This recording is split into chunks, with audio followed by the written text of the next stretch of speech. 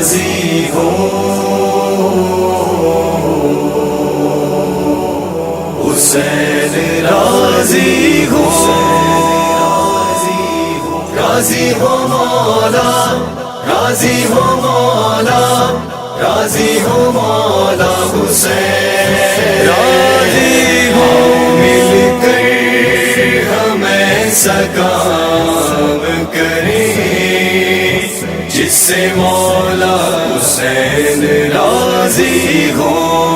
ये जो औलाद है अमानत है, इनको हक पे ही वार ना होगा। है जो दुनिया परस्तियों में मगन, इस जिहालत को मारना होगा। तरबियत ऐसी सुबह शाम करें जिससे मौला हुसैन राजी हो। औज़ु बिल्लाहि मिनश शैतानिर रजीम, बिस्मिल्लाहिर रहमानिर रहीम। हाज़रीन महफ़िल सलामुन अलैकुम। वक्त की नज़ाकत को देखते हुए मैं ज़्यादा आपका वक्त नहीं लूँगी।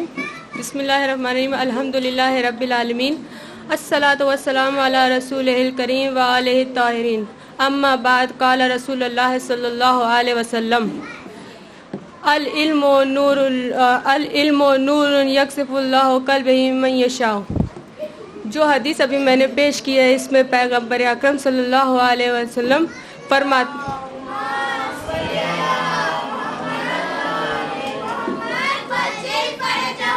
इसमें रसूल अकरम फरमाते हैं कि इल्म नूर है और खुदा जिसे चाहता है उसे दे देता है, उसके दिल में डाल देता है।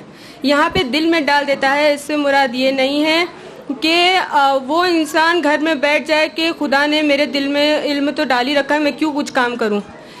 मगर खुदा कुरान में ये भी फरमा रहा है कि जो इंसान कोशिश करता है उसकी मेहनत को मैं ज़ाया जाने नहीं देता हूँ। तो अब माशाल्लाह अगर हम लोग दोनों हदीस और आयत को कंपेयर करें तो यहाँ पे एक चीज़ गलत निकल सकती है, मगर हमें इस हदीस की डिटेल में जाना है। इसीलिए हमें रहबर की ज़रूरत होती है कि हमें जो हदीस है, जो आयत है, उसकी डिटेल बताए। तो हमें ये मालूम पड़ा कि इस हदीस में रसूल खुदा ये बताना चाहते हैं कि खुदा ने हर इंसान के दिल में इल्म हासिल करने की क्यूरियोसिटी रखी है, चाहत रखी है। डाल देने से मुराद ये नहीं कि रख दिया है कि पर्टिकुलर इंसान के दिल में है कि तुम इल्म हासिल करो, तुम इल्म हासिल ना करो, मगर ये हदीस का मीनिंग है कि हर इंसान के दिल में इल्म हासिल करने की क्यूरियोसिटी है कि अगर वो थोड़ी सी मेहनत करेगा तो खुदा उसका साथ देगा, वो इल्म हासिल करने के लिए और आगे बढ़ेगा। तो हमें अपने माशरे में ये देखना है कि जो छोटे बच्चे हैं, क्योंकि बड़ों को खुद की रिस्पॉन्सिबिलिटी समझना चाहिए, मगर जो छोटे हैं जिन्हें अपनी रिस्पॉन्सिबिलिटी नहीं मालूम है, उन्हें बहुत सारे तरीके बताना चाहिए। जैसे कुछ बच्चे होते हैं जो देख के जल्दी याद कर लेते हैं, जो देख के जल्दी सीखते हैं। कुछ बच्चे होते हैं जो सुन के जल्दी समझते हैं। कुछ बच्चे होते हैं जो जिन्हें करके दिखाना पड़ता है। तो हर बच्चे का मेथड सीखने का डिफरेंट होता है। तो उसी हिसाब से हमें अपने माशरे में हर तरीके को अपनाना चाहिए ताकि हर बच्चा किसी न किसी मेथड से आगे बढ़ सके और कोई भी बच्चा हमारे साथ में कोई भी हमसे पीछे ना रह सके। और हमें अपने साथ वालों को, हमसे छोटे वालों को अपने बराबर के साथ रखने के लिए कोशिश करना चाहिए, ताकि ये बात में ना रहे कि हमने सिर्फ इल्म हासिल किया और अपने तक ही महदूद कर लिया, ये ना सीखे, मगर के जहाँ हम लोग रहते हैं हम अपने साथ वाले और अपने से छोटे वालों को अपने साथ साथ रखें। अगर हमें कोई चीज़ आती है तो हम अपने छोटे वालों को सिखाएं ताकि वो आगे जाके जल्दी डेवलपमेंट कर सकें, उनकी पर्सनैलिटी में ज़्यादा फास्ट डेवलपमेंट आ सके। तो इसी के साथ मैं बताना चाहूँगी, वक्त बहुत ही कम है, कि हमें छोटे बच्चों को ज़्यादा सिखाना चाहिए ताकि वो बाद में ज़्यादा फास्ट गुड लर्नर्स बन सकते हैं। वस्सलामु अलैकुम वरहमतुल्लाहि वबरकातुहू। अस्सलामु अलैकुम रहमतुल्लाहि वबरकातुहू। औज़ु बिल्लाहि मिनश शैतानिर रजीम, बिस्मिल्लाहिर रहमानिर रहीम। आप लोग का बिल्कुल भी ज़्यादा वक्त ना लेते हुए सिर्फ एक छोटे वाक़ये के ज़रिए से, क्योंकि माएँ यहाँ पर मौजूद हैं, तो आप लोगों को किस तरीके से हम देखते हैं कि माओं का क्या रोल है, सिर्फ एक छोटा सा वाक्य, और अगर आपने इसी वाक्य को बहुत गौर से सुन लिया तो आज की जो आप यहाँ पर आए हैं, आ रही है आवाज़? और तो वाकया कुछ इस तरीके से है कि एक छोटा सा बच्चा जो अपने स्कूल में जाता है, और स्कूल में जब जाता है और वहाँ पे टीचर उसे एक पर्चा यानी एक नोट, एक लेटर दे देती है और देकर बोलती है कि तुम ये ले जाओ और घर पर जाकर अपनी माँ को दे देना। जैसे ही वो बच्चा वो नोट लेता है हाथ में, तो वो देखता है, क्योंकि वो नहीं पढ़ पाता है, वो नोट बड़ा सा लिखा हुआ रहता है, तो वो अपने घर आता है और अपनी माँ को आके वो नोट हैंड ओवर कर देता है। जैसे ही उसकी माँ वो नोट लेती है तो वो लेके ज़ारों कतार रोने लगती है। अब बच्चा जब सबब पूछता है कि आप इतना क्यों रो रही हैं, तो उसकी माँ यही कहती है कि इसमें लिखा गया है कि तुम्हारा जो ब्रेन लेवल है वो जो स्कूल में जो बच्चे हैं उनसे कई ज़्यादा है, तुम्हारी जो कैपेसिटी है, तुम्हारी जो IQ है वो उनसे बहुत ज़्यादा है। तो अगर तुम उन बच्चों के साथ में बैठ के पढ़ोगे तो तुम्हारा जो ब्रेन लेवल है वो, या तुम्हारी जो क्रिएटिविटी है, या तुम्हारे अंदर जो काबिलियत है वो कहीं ना कहीं दब जाएगी, कहीं ना कहीं कम हो जाएगी।